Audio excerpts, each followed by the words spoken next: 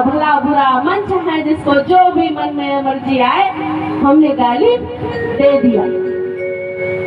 यहाँ तक कि जब हमको मंच मिलता है तो हम दुनिया भर के भले बुरे लोगों को कह जाते हैं, मनवादियों ने ये किया वो किया वो किया।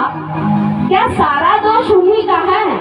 आज जब हमको अधिकार मिला पढ़ने का, लिखने का, हर चीज का अधिकार मिला, बाबा साहब ने इसी वजह से शिक्षा को सर्वोपरि माना, शिक्षा का सर्वोच्च स्थान दिया। और इसलिए दिया कि ये गरीब, वंचित, शोषित, पीड़ित, अछूत लोग जब शिक्षा को ग्रहण करेंगे तो एक नया इतिहास रचेंगे। लेकिन हम शिक्षित हुए, शिक्षित तो हो गए, लेकिन आज तक हम शिक्षित हो करके ऐसी शिक्षा हमें ग्रहण करनी चाहिए थी कि हम एक बार पूर्ण सत्ता में आते ना। इसलिए बाबा साहब ने कहा था कि जाओ दीवारों पे लिख दो हम इस देश के शासक हैं। लेकिन क्या वो सपना आप बाबा साहब का साकार कर पाए हो? नहीं कर पाए हो। ये अपने खुद से पूछ लीजिए, स्वयं से पूछ लीजिए, वो सपना हमारा साकार नहीं हुआ। और अभी आएगी 14 अप्रैल, अभी आएगी 14 अप्रैल, और 14 अप्रैल में माताएं, बहनें और भाई लोग डीजे लगाएंगे, खूब तैयार होंगे। उसके बाद में नारा क्या लगाएंगे? बाबा साहब मिशन अधूरा, हम सब मिल करके करेंगे पूरा। क्या ऐसे पूरा हो जाएगा?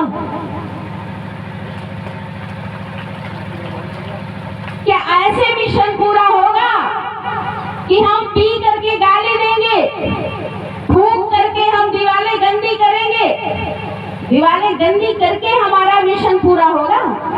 या पी करके और हम अपनी खेती बाड़ी, धन संपत्ति हम गंवा करके क्या हम बाबा साहब का सपना पूरा करेंगे? क्या हम नाच करके और कूद करके बाबा साहब का सपना पूरा करेंगे? नहीं। एक विद्वान की जब रैली निकलती है लोग उसका मजाक बनाते हैं। जो शिक्षित व्यक्ति, जो पढ़ा लिखा व्यक्ति है, जो हमारे ऊपर आज तक अत्याचार अन्याय करता आया है, वो हमारा मजाक बनाता है। इसलिए कहते हैं कि लोग देखिए, अरे बाबा साहब की अगर जयंती मनानी है, तथागत बुद्ध का कोई अगर पर्व मनाना है, तो आप स्वच्छ उजले कपड़ों में और मर्यादा में रह करके अपनी रैली को निकालिए। लेकिन नहीं, बस देखा होगा कि जब जयंती मनती है बाबा साहब की तो तमाम लोगों के मुंह से दुर्गंध आती है, तब जाकर के जयंती मनती है। अरे उस विद्वान महानायक की अगर आप जयंती मना रहे हो, अरे उससे कुछ सीख लीजिए और उस विद्वान का अपमान न करिए। एक विद्वत्पूर्ण तरीके से आप अपने को परिचय देते हुए जयंती को मनाएं और ऐसा परिचय दीजिए लोग आपको कहें कि देखिए एक महाविद्वान की जयंती, देखिए ये लोग मना रहे हैं, देखिए कितना अच्छा लग रहा है। ऐसे मर्यादा में, ऐसे एक समूह में बना करके स्वच्छ और साफ सुथरे कपड़ों को पहन करके मर्यादित भाषा का उपयोग करते हुए बाबा साहब के सपनों को का एक एजेंडा चलाते हुए ऐसे लगे कि हाँ एक बाबा साहब यानी महाविद्वान व्यक्ति की आज देखिए कैसे उनके अनुयायी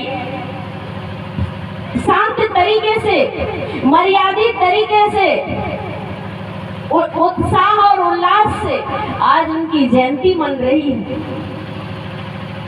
ऐसा परिचय दीजिए। लेकिन परिचय तो आप कुछ और दे देते हैं। तो कम से कम तथागत बुद्ध के अनुयायी हो तो तथागत बुद्ध के विचारों को या उनके जो आप अपने घर में मूर्ति रखे हो आप उससे संदेश लीजिए। अगर बाबा साहब की मूर्ति गांव-गांव में आप लगा रहे हो तो कम से कम उनके सूट बूट टाई चश्मा से और उनके ज्ञान से संदेश ले लीजिए, तब जाकर के आप जयंती मनाइए, तब जाकर के बाबा साहब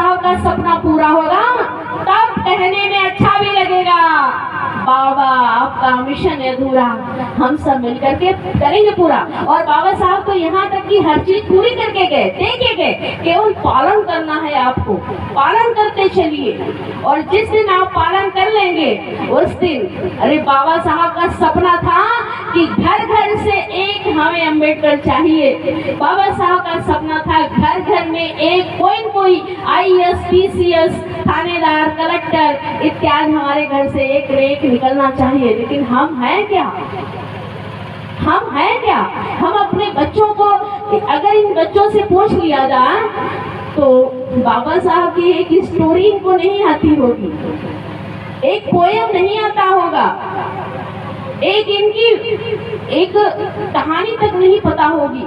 तो कम से कम उस हम अपने बच्चों को एक सही डायरेक्शन यानी सही दिशा देने का तो काम करें, तब जाकर के बाबा साहब का मिशन पूरा होगा। और कुछ ना करो, कुछ ना करो तो इतना तो करो, अपने बच्चों को इंटर BA इत्यादि की शिक्षा तो दिलवा दीजिए, यहाँ तक कि हायर शिक्षा दिलवा दीजिए, उनको उच्च शिक्षा में आगे उनको भेजने का काम करिए। लेकिन होता क्या है कि हमें अपने से ही जो आज़ादी मिली उस आज़ादी की दुरुपयोगिता से हमको फुर्सत नहीं मिल रही है। उस आज़ादी को हम अब क्या बताया जाए।